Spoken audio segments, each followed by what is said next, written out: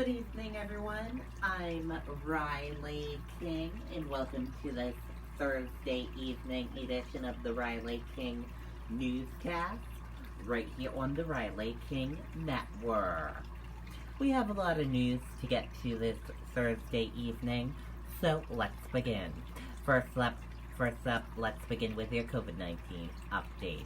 Your coronavirus in New Hampshire updated data and information. Let's take a look at that right now.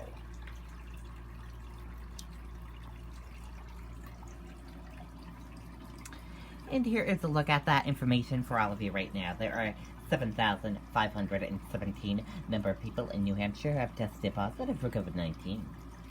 6,547,939 number of people in the United States who have tested positive.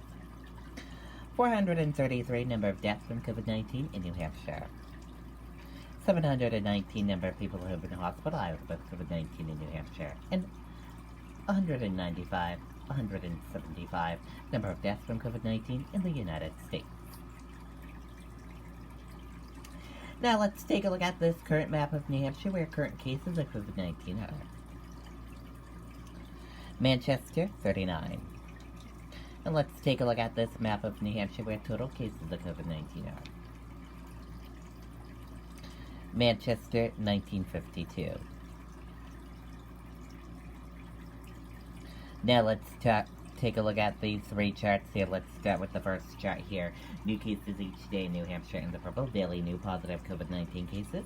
In the orange, new hospitalizations, and in the red are the deaths.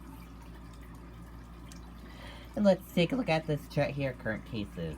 In the purple, current total COVID-19 cases, and in the orange, current hospitalizations. And let's take a look at this chart here, total positive COVID-19 cases. In the orange, total hospitalizations. The red, deaths, and blue, recovered. Let's take a look at this chart here, age group of cases, female and male of cases, and risk information. Let's take a look at this chart here, infections, hospitalizations, and deaths. And let's take a look at this chart here, deaths, percent of New Hampshire population, race/ethnicity of cases, and hospitalizations. And a reminder, your common symptoms: fever, lack of smell, cough, difficult breathing, chills, nausea, vomiting, and diarrhea. How it spreads, and prevention tips.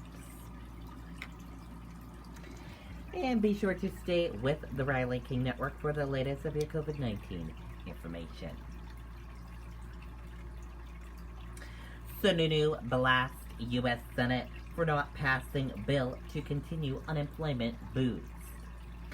Governor says state has paid out more than $80 million, but supplement funding has run out. Governor Chris Sununu criticized the U.S. Senate on Thursday for failing to pass another coronavirus relief bill that would have continued supplement unemployment benefits for people who have lost work because of the pandemic. Sununu said state has paid out more than $80 million to 57,000 granite staters under the Lost Wages Assistance Program, which provided an additional $300 in weekly benefits. The program was created through executive action by President Donald Trump, and he used money from the Federal Emergency Management Agency, but that funding ran out on September 5th. The 500 bill proposal considered by the U.S. Senate Thursday was about half the size of legislation pitched by Republican leadership over the summer that was considered too big for many coronavirus doses. It was stripped back on force on school aid, job loss, benefits, and help for small businesses. Democrats criticized the proposal as not doing enough to help those in need. Sununu said Congress should act quickly to do what if it can and then continue to work on a new relief bill. Volunteer tutoring technology initiative launched to help Nashua students. United Way spearheads program to help students learning remotely. Let's take a listen to that video from WMUR News 9, Ray Brewer.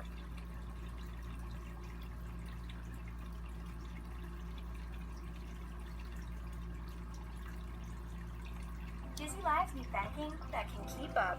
Triangle Credit Union offers big bank solutions with community. The initiative is a collaboration of civic groups, along with the Nashua School District and Teachers Union. We're building a very large version of a homework club. So an effort is underway now to recruit volunteer tutors who will be able to help students who are struggling. We're putting out the call to all of the retired teachers in the community. That's probably the most likely place where we're going to find a deep bench of people who are interested in stepping up. And the estimated need is great. Perhaps as many as half the students in grades 1 through 11, or 4,000 to 5,000 students. The tutoring will be done in person at one of the many organizations that currently provides youth services or remotely and tailored to fit the family's schedule. If it needs to be at 7 o'clock at night, our tutors will do that. We're trying very hard to build something which is extremely flexible to meet our family's needs. They are also starting a technology pantry, refurbishing old laptops and tablets for those in need. Alphelberg citing one family as an example. That has 3 siblings in grades 6, 7, and 8 that are sharing one Chromebook.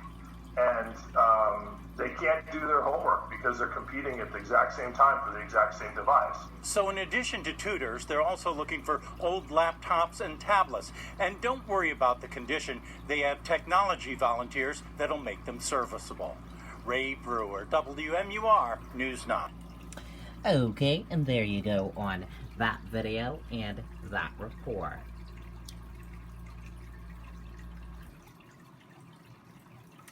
Nashua mayor tests positive for COVID-19. 3 cases of COVID-19 confirmed at Nashua City Hall, officials say. Let's take a listen to that video from WMUR News 9, Andy Hirschberger.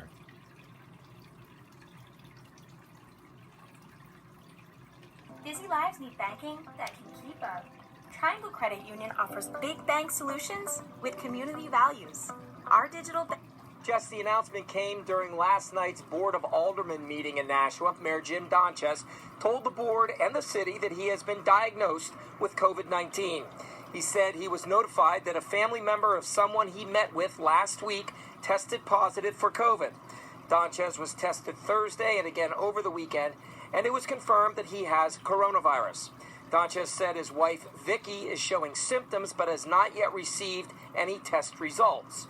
Donches says he hasn't been extremely sick, but he knows he has a virus. I think the lesson here is that no matter how careful you are, that we need to continue to exercise a lot of caution. I have not gone, outdoor dining only, no group gatherings except at great distances. But despite all that, somehow this virus slipped through at City Hall, and there are several people, including myself, who have tested positive. Donches left last night's meeting early. He was universally told to get well soon by the Board of Aldermen. Reporting live, I'm Andy Hirschberger, WMUR News 9. Okay, and there you go on that video and that report.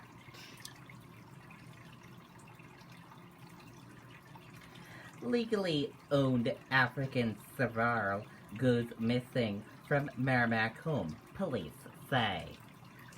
Police ask public to be on the lookout for a 40-pound family pet. Take a look at these photos right here. These are photos of the missing animal, as you can see.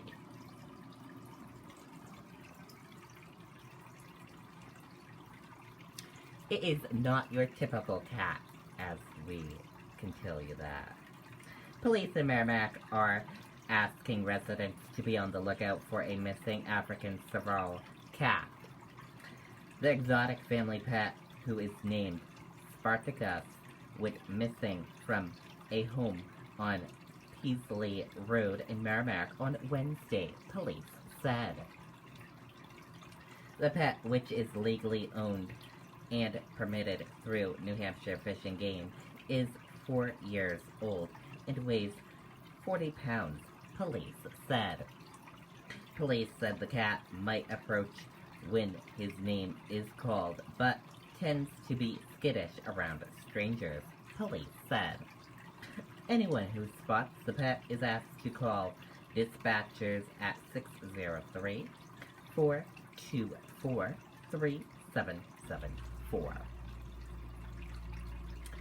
Newport police seek public's help to find motorcyclist, his grandson. Pair last seen going for a ride Monday afternoon, police say. Let's take a listen to that video from WMUR News 9.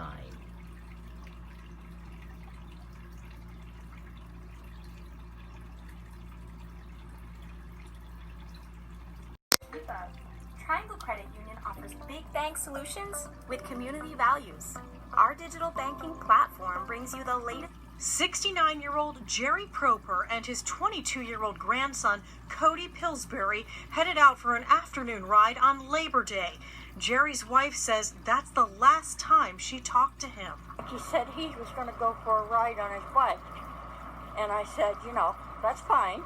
And I'll see you when you come back. When they did not return home on their red Honda trike, the family knew something was wrong. The waiting and not knowing is killing me. I want to do more, but I don't know what to do or say. Police launched a search, notifying law enforcement across the state and entering the case into the National Crime Information Center. State police joined by air, focusing on areas where they would typically ride. Newport police say Cody did take his cell phone, which is providing limited information due to bad cell service. We were able to get a little bit of tower information from when his cell phone communicated with a cell tower at a location east of where we are now in Newport. And so with that information, it has given us at least a starting point, searching on the sides of the road and seeing if maybe they had some sort of vehicular issue or some other sort of event that prevents them from getting in touch with them. Police and the family hope someone can help confirm a direction of travel or provide any clues. I just want them to be found and come home if they can. Jean Mackin, WMUR News 9. Okay, and there you go on that video and that report. If you have any information, please call the Newport Police Department. And now let's take a look at that U.S. stock market and see how the U.S. stock market closed for this Thursday evening.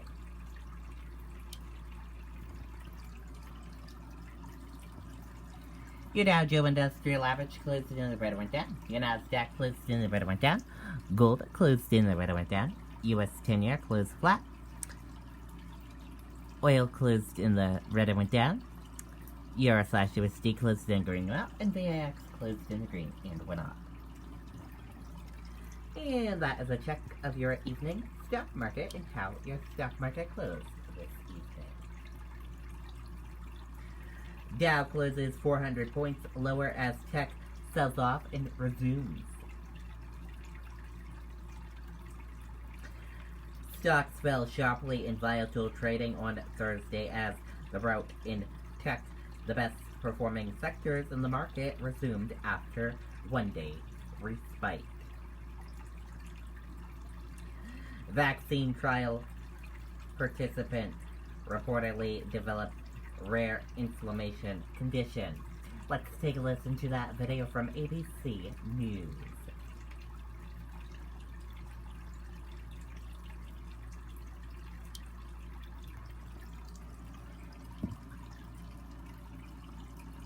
We want to turn now to the latest on the coronavirus emergency. We're going to talk about that. The death toll worldwide now topping 900,000 as we learn new details this morning about the sudden stop to that promising vaccine trial after a participant reportedly developed a rare inflammatory condition. Whit Johnson joins us now with more on all of that. Good morning, Whit. Robin, good morning to you. While this adverse reaction is serious, it is not yet known if it was directly caused by the vaccine itself. And health officials maintain this is how the process is supposed to work, to identify and investigate potential problems before a vaccine goes public. This morning, new reports about what triggered the global halt of AstraZeneca's Phase 3 COVID-19 vaccine trials. Stat News reporting a woman in the United Kingdom who received the vaccine experienced neurological symptoms consistent with a rare but serious spinal inflammatory disease called transverse myelitis. There have been several reports of transverse myelitis following vaccination. However, it's never been conclusively determined that vaccines have been the cause of transverse myelitis.